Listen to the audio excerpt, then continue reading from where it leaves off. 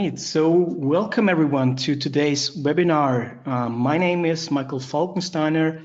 I'm based in Austria in Europe, and I'm part of the technical services team here at Onshape in Europe. So we're going to talk about the latest improvements made to the Onshape platform, some quick information about the Onshape updates and how they work. So Onshape is updated approximately every 3 weeks or so. So we try to push a release every 3 weeks. So all you as a user have to do is just to sign into your Onshape account. Onshape is really updated automatically in the background. So every user is on the same version.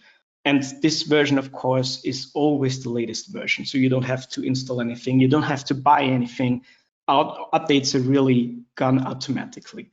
So what you will recognize when you get up in the morning and then sign into your Onshape platform is that there is a blue pop-up window in the right corner that says you're working now with a new version of Onshape, and there is a link and it leads you directly to all the new stuff that's been added to Onshape. So that's all you have to do. No version or compatibility issues with Onshape that you will run into.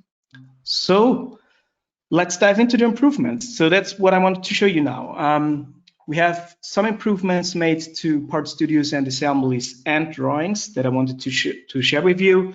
And after showing you this, I want to share with you a highlight that's been added to the enterprise package that is called Very Used. I'm really proud to present you this in a few minutes. So then here we go. Let's dive into Onshape. The first thing that I want to show you is that you now may add rotation to mates, and I can show you how this works here. So I have my assembly, maybe you know this from the Learning Center, and this is assembled together. So in the past, when you had to change the rotation of a part that's fastened here, you always had to create a mate. So now you can go down. Just in this example, I added this mate here. So it looks still the same. The dialog window looks still the same, but when you tick the offset box here, there is a new drop-down menu and it says rotate about X, epsilon, or Z. So when I want to rotate this yellow part here about the Z axis, I can do this right in this dialog window. So just select here the Z axis, so Z axis, and I type here any value, and then it's rotated automatically. And so if you want to do this, you can do this now when really mating the parts together. So this is the first improvement that's been asked for by very often. So now it is here. So you now may use it. The second thing is that I want to show you also in the assemblies. When you now create an explosion view, you are now able to add explode lines. So let's show you this in an example. So when I hover over here, here is the dialog window for exploded views. So it is empty, still empty, and just add a new exploded view. When I now click on a part and then I drag it and I place it on this here, then you will see those explode lines are added automatically. So this is the new tick box here. It's called explode lines, and this is set to default. So when I uncheck this, this will disappear. You may create your exploded view, and keep in mind that these lines, when you use this line, this exploded view in a drawing, it looks the same. So when we carry on, something doing here, maybe this here, and so grab some screws and stretch this over to this. So this is really intelligent. So when you do a second step, the lines will follow automatically. Okay. So this is a new function, and just click on done here. And let's move over to a drawing now. And so this is my view. I've already prepared something. So I hit update now. So the drawing is being updated. And now I can attach this exploded view to this view here. So double click on the view. There is explode or position, and I choose explode one, and I hit the checkbox, and you now will see that this view has changed, and here are these exploded lines. So when I go back to this, explode this again, maybe edit step one here and uncheck this checkbox. It's gone. And when I go back to my drawing and I update it here again, this line disappears. So that is a new function in Onshape that you now may use. So next, jumping over to another assembly. To this one, I prepared some welding construction here. So what I want to show you here is you may now use sketches from your assembly in a drawing. So this is the target that I want to show you. So first, when you want to show sketches that has been added to your assembly in your drawing, it is a natural thing that you add those sketches to the assembly. So it works like this. Click on Insert, go to the sketches, choose the sketches that I created in the Part Studio, and I add those free sketches now to my assembly here. So then I can jump over to this drawing of the part, which I prepared already, and I have to update the drawing again so that all changes are up to date here. And then I can click on the views that I want to show my sketches. So select those two views in this example, right click, and then select Show Sketches. And then you see these sketches appear in here. So what I always then do is also the sketch points. So if you're going to want to get rid of those sketch points, select the views again, right click, and then hide sketch points in there again. And you see now this is a full line here. So if you want to change this, you have to go back to your Part Studio where you created the sketches, and then just adding the sketches. So these are full lines here. So if I want to change this to construction lines, I select all those lines, click on construction, and I do this again with the other sketches as well.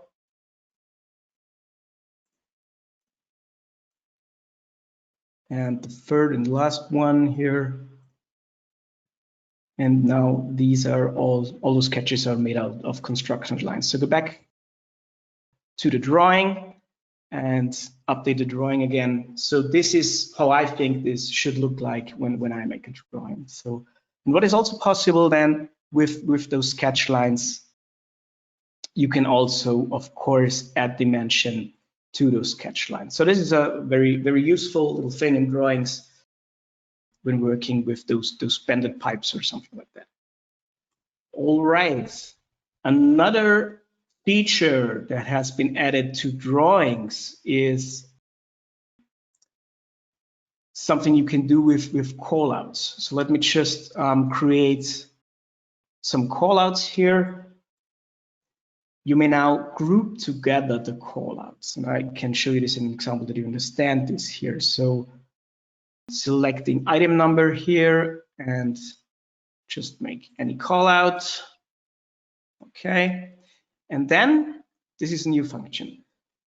I select callout again and I choose something different, maybe the quantity of the part, and then I drop it anywhere on the drawing. Okay, so what you can do now with this is drag and drop this callout here and hover over another callout, and you see then this jumps on the top or to the right hand side where I want this to have, and then it is automatically attached to this callout and it is grouped, and you now can move it around as one. So this is what we call group callouts here.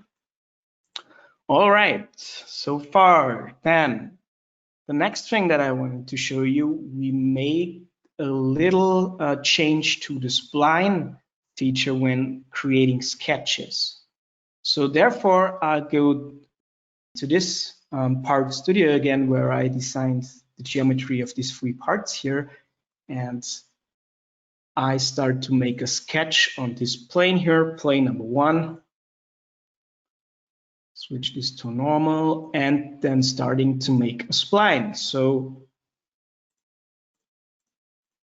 creating my spline like this. And what is now new to the spline feature here in the sketching? This is the spline handle that you may know. So what you can do now with this spline handle is to add a dimension to this spline handle. So this is the new function. Well, it's not a big thing, but it is very, very useful when you work a lot with those splines and sketches.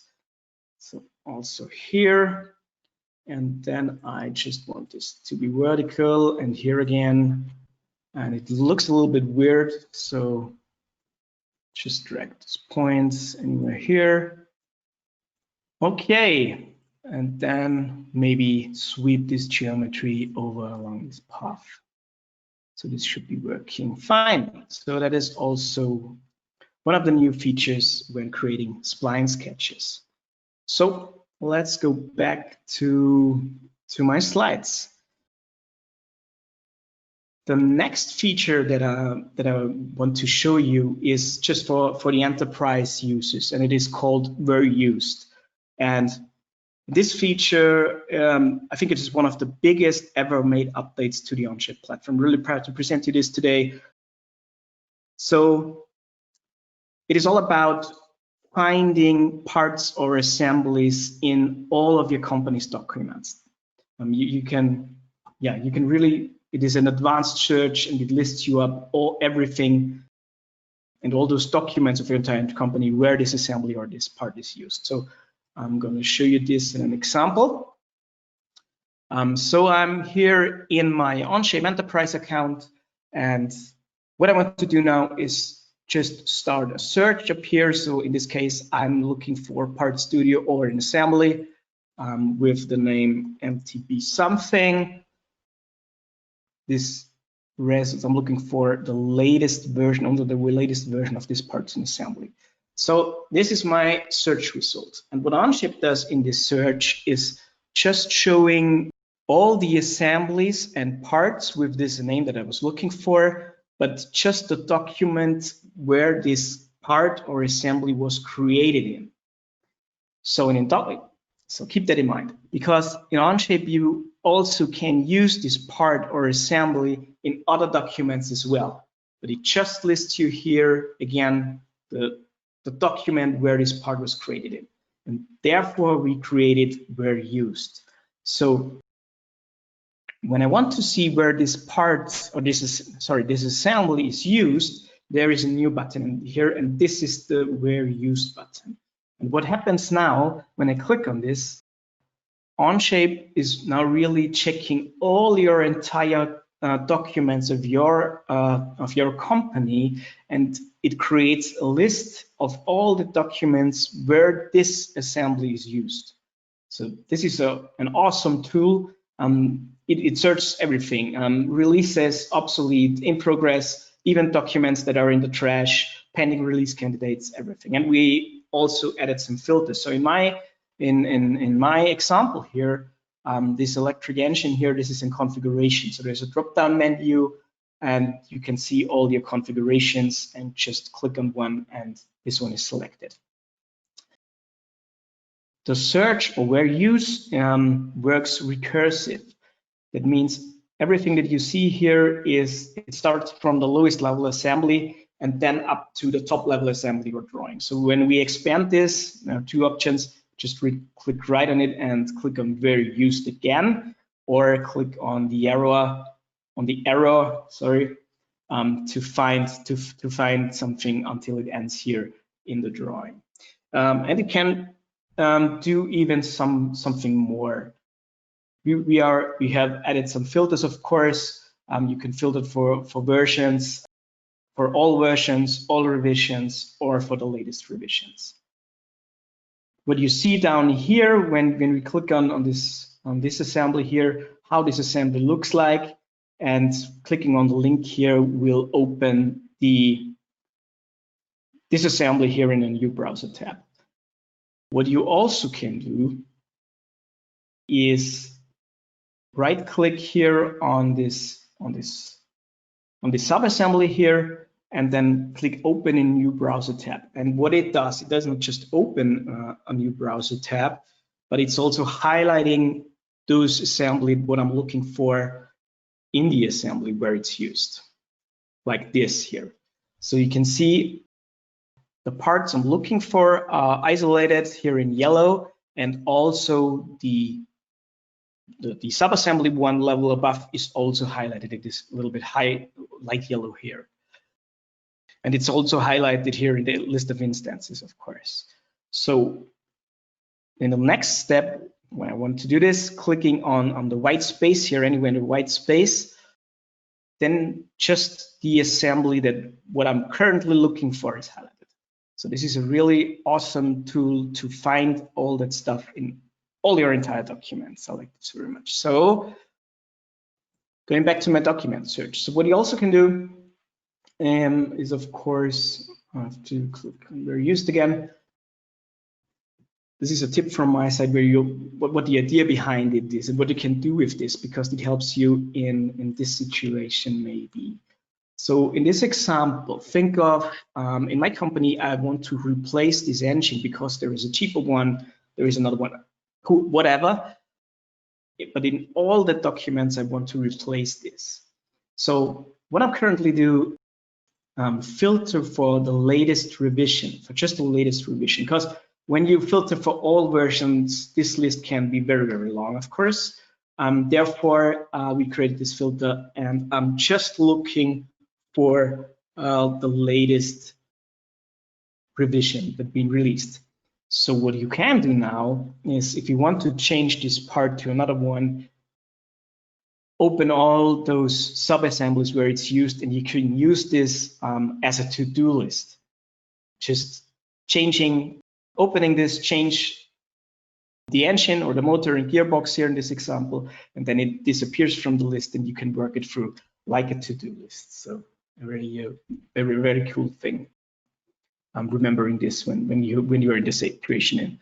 So where used is not always used here in the documents overview page. Let's just load this document here. You can also use this in the assembly tab or in the Pilot Studio tab as well. Just hover over in the instance list here. When you right click on this, you will find where used, or in this part, you will always find where used. And even in the graphics area, of course, of this assembly, just hover over the part you need, and then you can start where used. And this works the exact same way in the Part Studio as well. So hovering over in the parts list, right click where used is here, or hovering over in the graphics area, right click and where used, and the same dialog appears on the left side. So an awesome thing for the enterprise users, it's called where used. Okay, so let's move on. Showing my slides again. We made some, the last thing before we wrap this webinar up, the last thing we added to the Learning Center. You now may run for an Onshape certified professional. So everyone can run for the certification that we added to the Learning Center. Just go to learn.onshape.com, you will see this badge here. It doesn't matter what subscription you have, you can go for this certification. Even if you're an enterprise education user, even free users can run for this exam. So the idea behind this is a comprehensive exam on the Onshape platform, and it's made for professionals and companies. So it enables professionals to get certified and highlight expertise with employees or even prospective employees. So, and on the other side, of course, it allows organizations to identify and successfully recruit qualified Onshape professionals. So there is the link here. This is how it looks like in the Learning Center. So there is a fee of $100, and my tip when you go for this certified Onshape professional exam here. The exam length is up to 3 hours.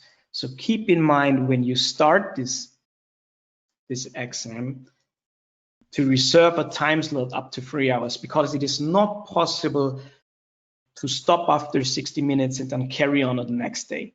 That is not possible. So keep that in mind. And you have to pass, when you want to get this certification, you have to reach at least 70% of the points. So you have to do some modeling sections, and you also will be asked some questions about Onshape. So great. I'm sure there will be more to come, but we have to start somewhere, and this is now available to all users that use Onshape. Okay. Let's go back to my slides again. So if you want to see more and all those details of those releases, go to onshape.com and the /changelog. So you will see the changelog and all of that stuff that's been released in all those versions. And what I really recommend you is to go to the forum. There is always a forum post where everything and all those features are explained with some videos and explanations. All right, so it looks like no more questions. So thanks for joining this webinar and have a great day.